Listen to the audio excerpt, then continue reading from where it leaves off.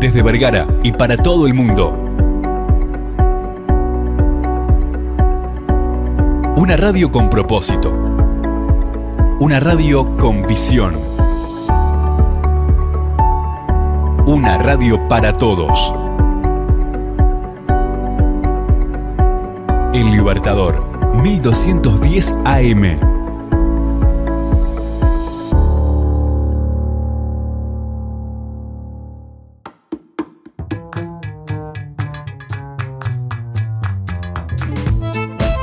Toda persona tiene algo para contar, ya sea de su pasado, presente y aún de su futuro. Su carrera, sus emprendimientos y anécdotas. Conozcamos una historia de vida en Punto de Partida.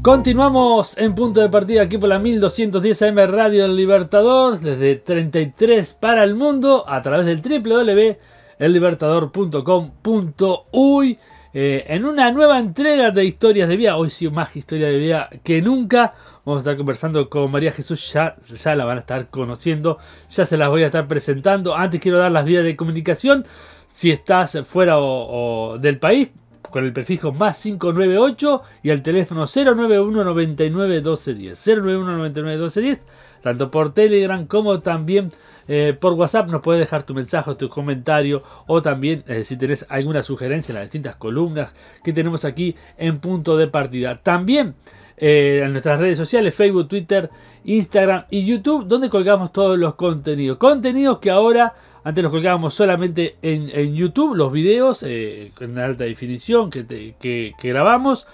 Ahora también van a estar en Facebook. Aquellos que quieren, les queda más práctico verlos por Facebook, porque van a estar ahí colgados también los pueden encontrar en Facebook. Así que bueno, dicho esto, vamos a la columna de hoy, que es Historia de Vida, y vamos a conocer a María Jesús, a quien ya le damos la bienvenida. ¿Cómo estás, María? Hola, Carlos, un placer, aquí estamos a las órdenes. Bueno, María, contanos un poquito acerca de Soñar a Vivir. Es un libro que acabas de publicar hace muy poquito. Es un poco también un libro testimonial, podríamos decir. Exacto. Cuento en una tercera persona lo que es parte de mi historia, de mi vida, que considero que también es la historia de muchos que quizás hasta el día de hoy no se atreven a contar o no se atreven a hablar, y de donde pude salir y por lo que pensé que podía hacerlo mejor, poder ayudar a una persona mostrándole de dónde yo salí y que se puede convertir en algo mejor de lo que muchas veces tenemos como concepto de vida, que es para lo que somos útiles o para lo que vinimos a esta vida, y muchas veces vamos hundiéndonos en un pozo. Entonces, bueno, es como un testimonio que invita a salir y a mostrar que se puede. Contame un poquito, vos sos de Montevideo, naciste acá en Montevideo, ¿de dónde sos? No, soy nacida en el interior, en Colonia, Suiza. Con 9 años mi madre me trajo, luego del fallecimiento de mi papá, a vivir a Montevideo, y bueno, y desde entonces vivo acá. Bien, vivís entonces desde pequeña acá, creciste acá. Vamos a hablar un poquito de lo que es este libro, que se llama De Soñar a Vivir, es así el nombre del título, que hace mucho referencia a una mariposa, que veo que también tenés un collar de una mariposa, creo que es un símbolo muy importante en tu vida. Y bueno, quiero que me cuentes, porque, a ver, si bien vamos a hablar de historia de vida, este libro tiene que ver con una historia de vida. Entonces, vamos a narrar un poco por arriba un libro que ella me contaba fuera de cámara. Fue un libro que era capaz que hasta mayor, y que tenía cosas muy duras que tuviste que suavizar un poco, ¿no? Exacto, sí. Pasé un periodo, en realidad el libro tiene desde su inicio 5 años. Hace 5 años tuve que acudir a una psicóloga, algo que en aquel entonces yo pensaba que no lo iba a hacer nunca, porque bueno, el concepto de psicólogo era para las personas que están mal de la cabeza. Sí. Y bueno, cuando decidí dar ese paso, fui a una psicóloga y bueno, descubrí que en realidad me hizo más bien de lo que yo pensaba. Me hizo descubrir cosas que ni yo misma tenía. Y bueno, y ella, una de las recomendaciones que me hizo fue que como a mí me gustaba escribir, pero solamente para mí, bueno, que empezar a usar el lápiz y el papel para sacar todo aquello que tenía adentro y poder ir sanando. Y ese fue el comienzo. Obviamente, como todo lo que uno saca de adentro, sale muy crudo, muy literal y Sí. hasta con palabras que quizá uno no diría o las formas no las diría. Entonces, obviamente, el formato era de demasiada cantidad de hojas. Y en algún momento, cuando bueno, empezó a surgir la idea de eso, plasmarlo en un libro, que fue mucho tiempo después, quien me ayudó en todo este concepto, él me decía, es demasiado crudo para quien pueda leerlo. El que te ayudó es el que hace el prólogo, ¿no? Exacto, Benjamín Parra. Exactamente. Él es un publicista y escritor chileno que vivió muchos años fuera de su país y ahora volvió. Para mí un gran amigo. Y bueno, y él me guió en todo lo que era el formato libro. Primero que nada haciendo una depuración de todo el contenido, porque como te digo, era demasiado crudo quizá, real, pero sin dejar de ser crudo. Y para que las personas que lo lean puedan entenderlo mejor, era necesario ir limpiando y también hacerlo un poco más chico también, ¿no? Claro. Y bueno, hasta que llegamos a este formato y a este tamaño que creo que es el ideal como para que una persona pueda leerlo sin sentir eso que estaba transmitiendo yo desde dentro, pero sí recibir un mensaje. El libro comienza con un capítulo que se llama Megan y la mariposa. Contame un poquito, Megan y la mariposa. Bueno, tanto el nombre Megan como la mariposa son muy significativas. Cuando empiezo todo lo que es mi historia, empieza desde muy chiquitita, antes de los 8 años, que fue cuando falleció mi papá. Mi papá estaba muy enfermo, nunca supe realmente cuál fue la enfermedad que lo llevó a la muerte, pero sé que estaba postrado en una cama. Y mi recuerdo con él era que yo llegaba corriendo de la escuela donde estuviera a pasar el tiempo con mi papá al lado de la cama. Y él me llevaba, como no podía salir a jugar conmigo ni ponerse a hacer otras cosas, él me contaba historias en las que éramos los dos partícipes, pero no éramos nosotros sino mariposas. Claro. Él era una mariposa y yo también, entonces de esa manera podíamos volar fuera de donde estábamos. Y eso lo usé el resto de mi vida, porque cada vez que pasé las historias que cuento en el libro, que entre ellas está la violación, el abuso, yo cuando pasaban esas cosas atinaba a convertirme en esa mariposa. En mi mente me iba fuera de lo que estaba sucediendo y lograba al menos que el dolor no fuera tan fuerte. Y Megan, en realidad toda la vida quise ponerle Megan a una hija. Cuando tuviera una hija era el pensamiento, se iba a llamar Megan. Bueno, mi hija nació, tiene 31 años, pero no se llama Megan. Se me olvidó el nombre cuando crecí. Y el día que empecé con el proyecto libro, ya forma el libro y quería ponerle un nombre al protagonista, mi hija me dice, mamá, vos tenías un sueño de ponerle a tu hija Megan. Y fue como que cerró, porque el libro es como un hijo. Entonces, Claro. mi hijo y el protagonista. Entonces, ahí está la mariposa, que para mí es tan significativa como volver a recordar a mi papá cada vez que pienso en las mariposas. También Megan, que para mí fue un sueño y hoy es una realidad. Bueno, contanos un poquito acerca de cómo es el contenido. Porque hablas de la fragilidad de esa mariposa, ¿no? Hablas de tu infancia. Contanos un poquito de esa historia de vida.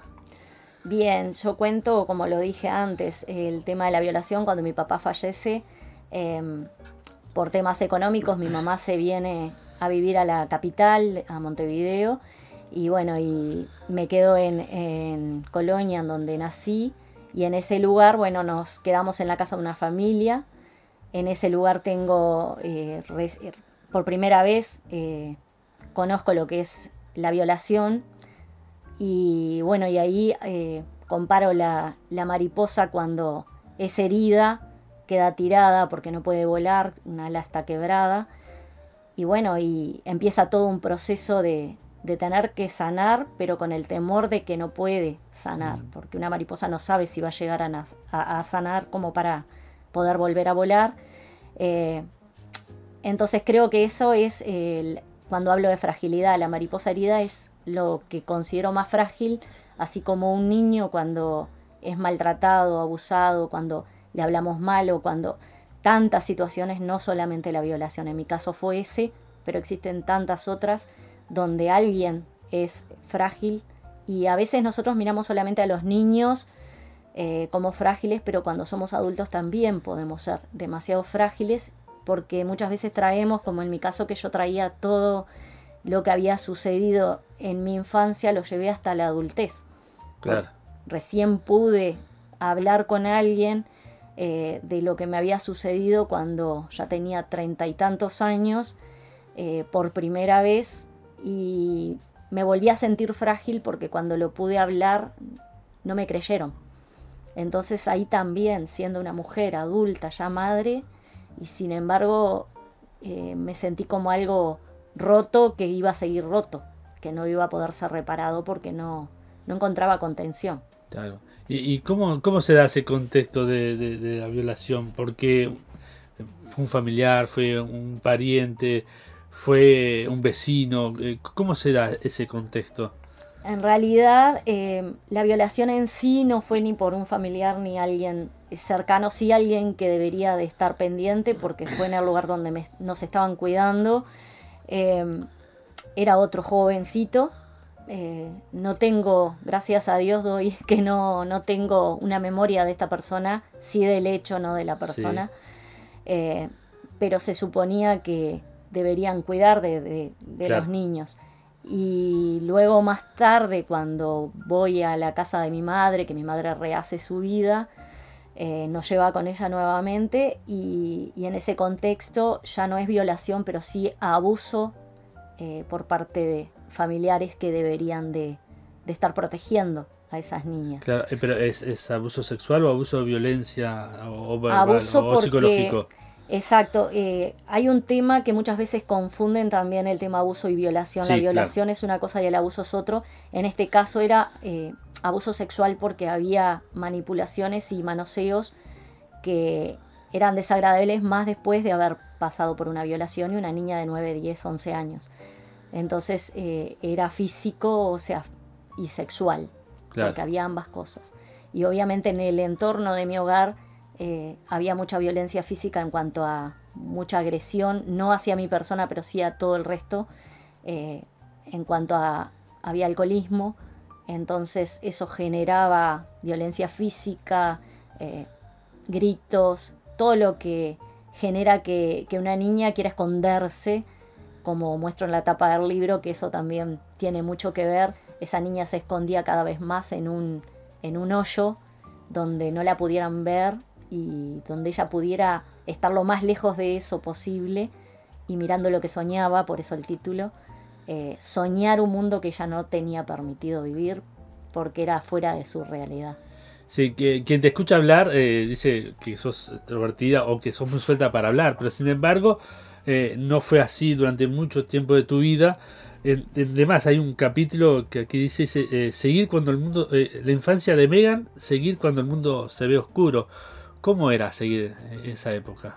Y bueno, yo siempre digo que lo que ven ahora no era ni cerca de lo que veían cuando yo era ni siquiera niña. Cuando fui ya mujer y mamá todavía era así. Me veían todo el tiempo sonreír, me veían todo el tiempo alegre, pero era simplemente una máscara porque dentro mío yo era triste y realmente no sentía que mereciera vivir. Directamente era eso. Yo pensaba que estaba en este mundo para complacer a los demás y no para mí, era el concepto que tenía. Por eso consideraba que estaba en un mundo oscuro, o sea que mi vida no tenía un valor, directamente no tenía valor ninguno. Era simplemente ser usada o era servir al resto, pero de la manera más denigrante, o sea, ni siquiera servir como sirve alguien con amor. Era servir desde la manera de que el otro como quisiera, yo tenía que estar dispuesta. Y era lo que había entendido para lo que servía. Claro. ¿Te condicionó mucho en la vida eso para tomar decisiones, por ejemplo? Sí, totalmente. Por ejemplo, bueno, quise rebelarme de una manera, decirme al cumplir los 18 años y irme de esa casa donde veía que era todo en ese método, porque una de las cosas que escuchábamos continuamente era de que cuando fuéramos mayores recién ahí íbamos a poder tomar las riendas de nuestra vida. Y bueno, yo el día que cumplí los 18 años decidí tomar riendas, que pienso que no fue ni buena ni mala una decisión, fue una decisión que me llevó a no Sí, hacer lo las que cosas querías correctas. era huir de esa Exacto. situación, ¿no? Exacto. Escaparte de esa situación. Exacto. Y en realidad cometía un error atrás de otro. Yo pensaba que lo estaba haciendo bien porque veía, no, pero de acá estoy saliendo. Daba un paso, pero cometía otro error y cometía otro y traía como esa escuela y ese miedo de que me volvieran a pasar ciertas cosas, pero repetía sin darme cuenta mucho de los parámetros de lo que ya había pasado. Claro. Entonces es como que lo que pasé lo fui llevando como una mochilita cargada todo el tiempo hasta la adultez. Claro. ¿Y cómo era el contexto en lo familiar? Porque vos me decís que se supone que los padres están para proteger a los niños. ¿Cómo se da ese contexto en el cual hay una situación de abuso y sos rehén? ¿Cómo lo veías vos en ese momento? Porque yo supongo que tu madre no querrías que estuvieras pasando por esa situación, ¿no? En realidad mi mamá creo que nunca se dio cuenta. Mirá. Si hablamos de lo que a mí me ha costado en estos años desde que pude hablar, me ha costado muchísimo más perdonar a mi mamá que al resto, que muchas veces uno piensa, no, perdonás al abusador, pero a mí me costó mucho más perdonar a mi mamá y muchas veces tengo que volver a pensarlo y a volver a perdonarla porque duele de pensar de que vos tenés criaturas chiquitas a tu cargo, son tu responsabilidad. Pero esa situación de que no se da cuenta era porque no te creían la situación o porque simplemente la ignoraban. Yo creo que mamá no se daba cuenta porque ella estaba en su mundo. Su mundo era ella. Sí. Y no veía lo que le pasaba a los hijos. Ella estaba centrada mucho también en lo que a ella le estaba pasando, que ella se había vuelto a casar con un hombre que no sé si era alcohólico o ahí fue cuando empezó con el alcohol, era violento, con mis hermanos también. Entonces creo que también ella lo que más trató era de protegerse a sí misma y no se daba cuenta de lo que nos pasaba, o por lo menos eso era lo que yo como niña quería creer, y tampoco yo tenía las fuerzas de hablarlo, porque al ver el contexto en el que ella estaba viviendo, intentaba también de que ella no sufriera a causa de mí. O sea, pensaba que lo mío no era algo que tuviera que agregar heridas a mi mamá o a mi familia. Claro, no, como que no quería ser una carga de tu madre, digamos. Exacto, así. Exacto. Y eso, bueno, hizo que mi mamá no me pudiera proteger y también pienso que ella, si bien mi pensamiento es que ella no se daba cuenta, sí se daba cuenta, quizá era más fácil dejarlo que evitarlo, porque en cierta manera y mal quizá la entiendo, porque ella quedó viuda con 6 hijos, 5 de los que se tuvo que hacer cargo sola, una mujer muy joven, sola con 5 hijos, y cambiar toda su vida y empezar, y al rehacerlo, quizá tenía el temor de quedarse nuevamente sola, ya no con 5, quizá con 3, pero quizá en ese entonces, estamos hablando hace muchos años atrás, 40 años atrás, no era lo mismo, y para ella quizá en su mente era como mejor que este hombre manosee a mi hija que el quedarnos en la calle. Y no es que la justifico, la perdono en ese sentido, pero sí creo que ella lo pudo haber hecho con ese sentido, o sea, aunque lo viera, mejor mirar para el costado. Y bueno, y esas decisiones que tomaste vos después de salir de tu casa te llevaron a otras situaciones también complicadas, entonces. Y sí, opté, por ejemplo, con la idea que yo tenía, que era de ser un instrumento. Yo me fui a vivir a Buenos Aires, en realidad Argentina. Me fui con lo que tenía puesto, una mochila, sin nada en absoluto, y bueno, a ver, pensaba que iba a ser mejor sí o sí. Y en ese contexto, si bien siempre digo, no llegué a lo que es el prostituirme en sí, porque yo no cobraba por hacer ejercicio de esto, sí llegué a estar a disposición, es una manera de decirlo. Claro. No me importaba con quién, no me importaba sentir nada, simplemente el ser, el estar acompañada de alguien o el ser algo importante para alguien, aunque fuera un ratito. Y cuando eso terminaba, yo ya me daba cuenta que en realidad era peor, porque volvía a donde yo vivía y mi cuerpo principalmente estaba destrozado y mi mente peor, porque sentía un dolor más grande y volvía como todo aquello a mi mente de lo que había pasado de niña, y era volver a lo mismo y lastimarme cada vez más. Claro. Y bueno, y así las decisiones una tras de otra. Eso era tipo como que no había una sola decisión que tomara que fuera cabal o que fuera sabia. Y en ese proceso que vos estabas, en ese camino de vida, mejor dicho, que vos estabas, ¿buscabas una salida? ¿O estabas a la intemperie? A la deriva, digamos, por decirlo así. En mi mente sí. En la mente sí. Pero mi cuerpo como que no respondía a lo que mi mente me decía. Porque quería, y era mi sueño, poder lograr eso. El ser amada, el poder estar con alguien que realmente quiera estar conmigo, no por sacarme algo o por tomar algo de mí. Y en algún momento, cuando éramos chicos, mi madre y mi padrastro nos habían llevado a una iglesia en donde nos habían hablado de Dios, donde nos habían hablado de ese padre que yo no tenía físico, pero que me amaba, que me cuidaba, que estaba permanentemente, y era algo recurrente en mí. El pensar en que quizá era verdad lo que me habían dicho, quizá podía haber existido esa persona, pero me costaba sentir que lo tenía ahí.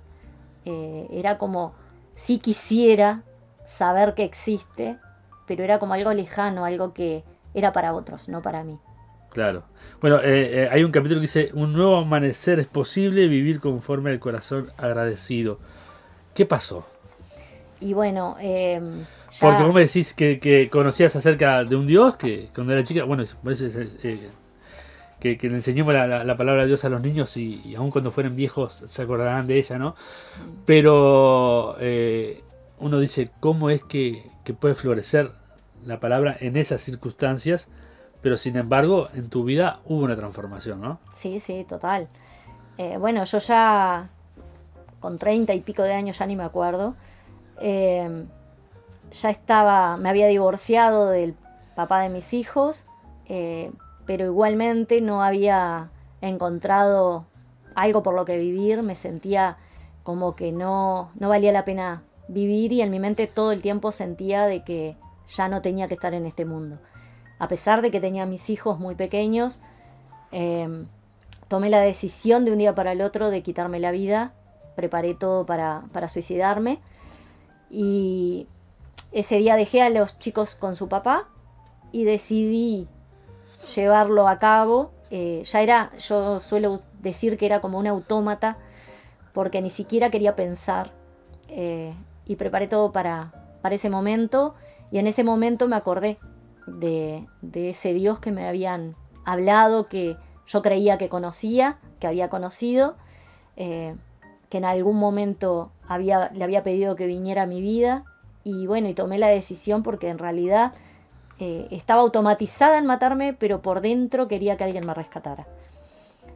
Siempre digo que los que se quieren quitar la vida en realidad no quieren, están buscando alguna salida antes.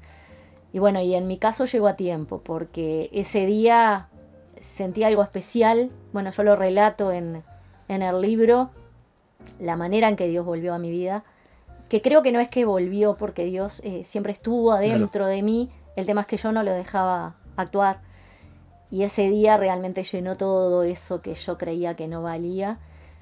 Como digo, no fue de la noche a la mañana, ese día realmente sentí la presencia de Él.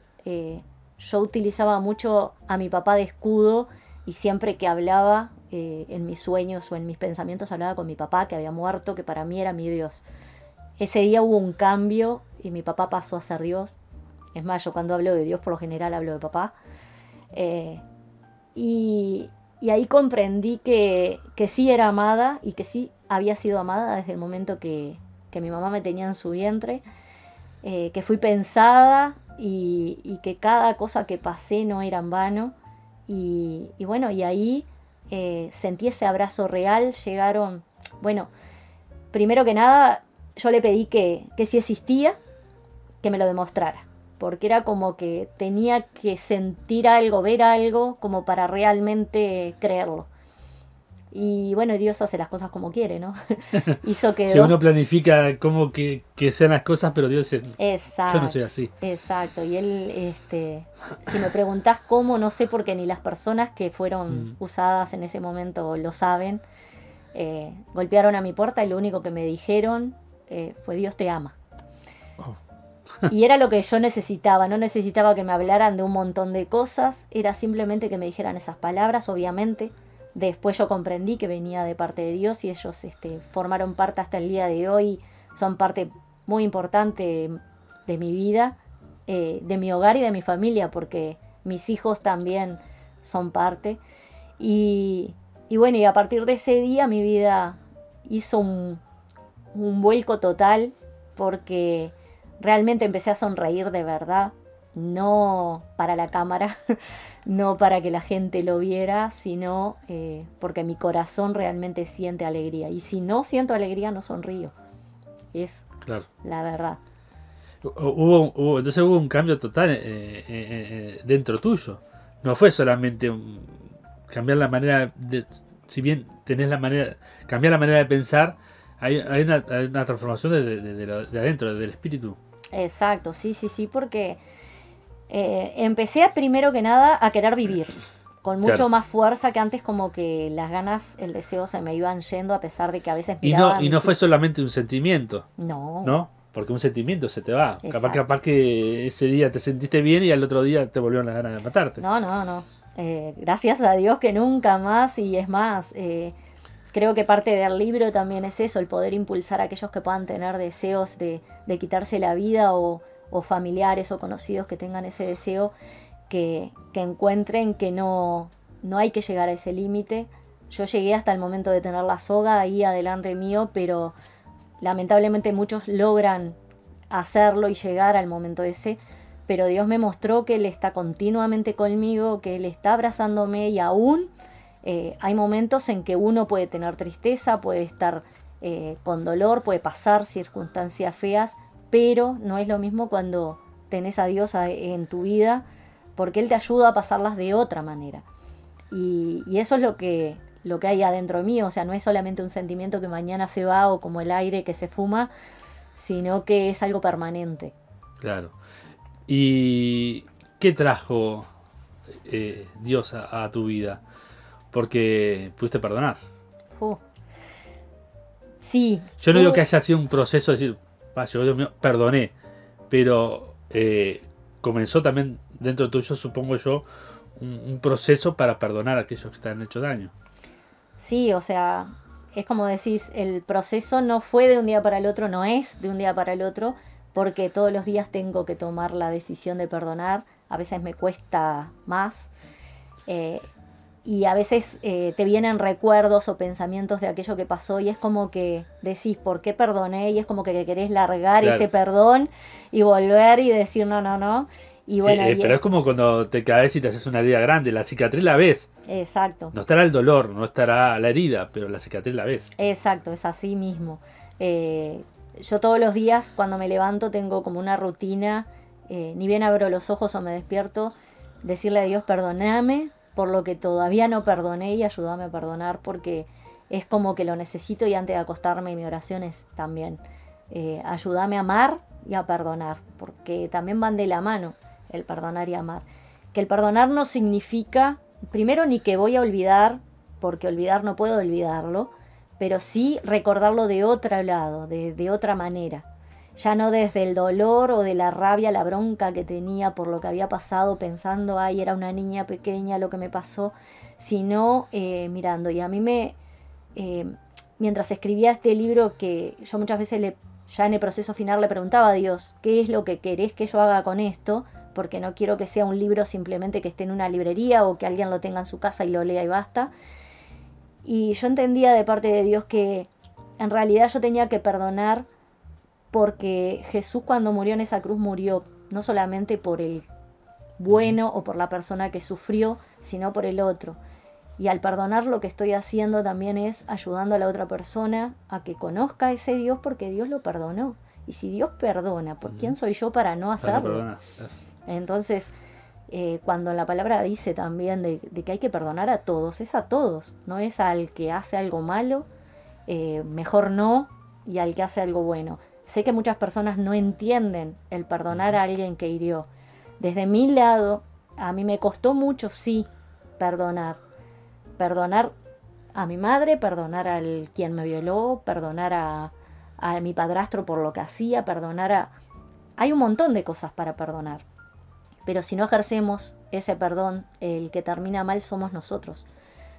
Porque sé que muchas veces se dice perdonar te sana a vos y el otro que se arregle, y en realidad al perdonar es un juego de todo el conjunto. Sí. Yo lo perdono a él y a la vez le estoy dando una herramienta a la otra persona para que tenga la oportunidad de hacer las cosas bien. Va en él si sí o si no, pero a la vez me hace bien a mí, me va sanando a mí. Pero es que el odio trabaja de esa manera, ¿no? Vos odias, pero a la persona que odias no le hace daño como el que está odiando, ¿no? Exacto. Es así, sí, porque yo, por ejemplo, tuve 30 y tantos años guardando eso en mi corazón y sintiendo pena en cierta manera por lo que había pasado y llevando las consecuencias a toda mi vida. Y yo no sé si estas personas que hicieron esto, ellos cargaron siquiera un día con eso. Claro. No he tenido la posibilidad de hablar con todos ellos, pero con quien hablé no le dio el valor y al día de hoy sigue siendo la misma persona. Entonces me doy cuenta que es un ejercicio que yo tengo que hacer de perdonar por mí primero, porque si yo no me perdono a mí y perdonarlo a él, no es lo mismo. Mi vida va a seguir en el mismo pozo o en el mismo sufrimiento, y yo en realidad quiero salir adelante, cambiar y ser mejor persona. Sí, hay una cosa que a veces las personas que han sufrido abuso primero se tienen que perdonar a sí mismos, ¿no? Porque muchas veces se sienten culpables ellos y que ellos son los que llevaron a la consecuencia, ¿no? Pero no es así, o sea, pero sí. A veces hay que perdonarse primero uno para empezar a perdonar. Bueno, en la Biblia dice que tenemos que amarnos nosotros, sí, para llevar ese amor al otro. Y lo mismo pasa con el perdón. En mi caso, yo siempre hablo de mi caso, porque si bien conozco otros, no voy a hablar de otros.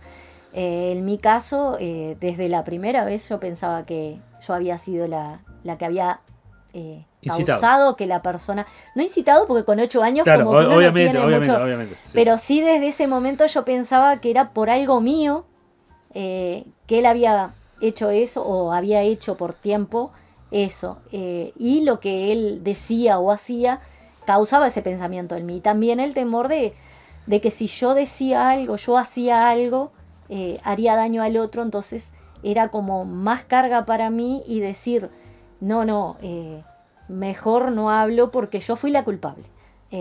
Yo tenía que haber sido así, tenía que haber sido asá, y provoqué que esta persona hiciera esto. Y en realidad no.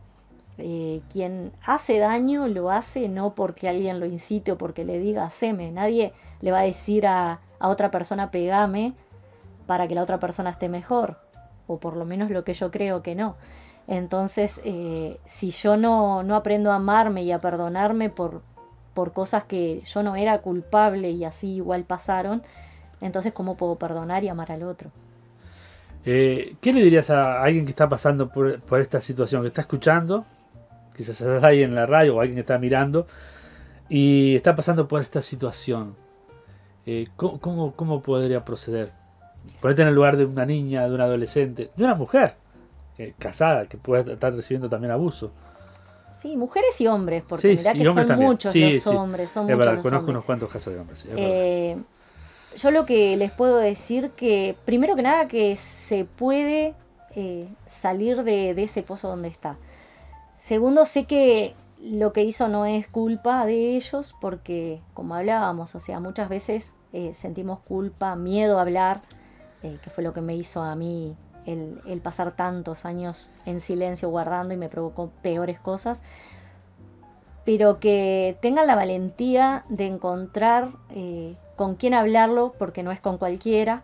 Esto no es salir a hablarlo con el primero que encuentren.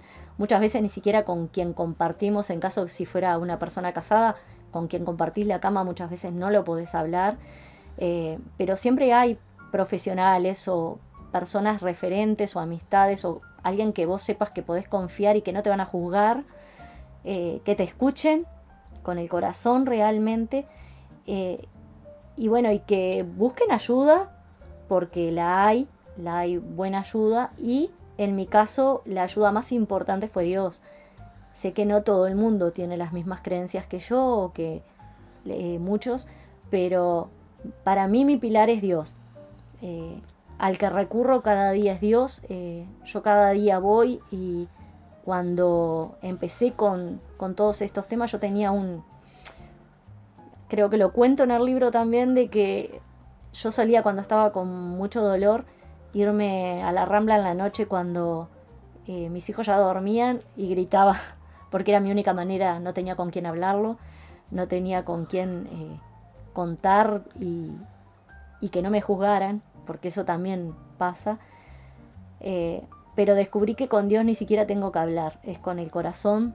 Él conoce mi corazón, pero a veces llorando en mi cama, he conocido que Él me abraza, y bueno, y creo que quien pueda estar pasando o haya pasado por algo similar o peor, porque a veces son cosas peores, que hay un refugio en Dios, y también en la búsqueda de profesionales o de personas que puedan ayudarlo, pero que no se lo dejen guardado, y que busquen siempre cómo salir.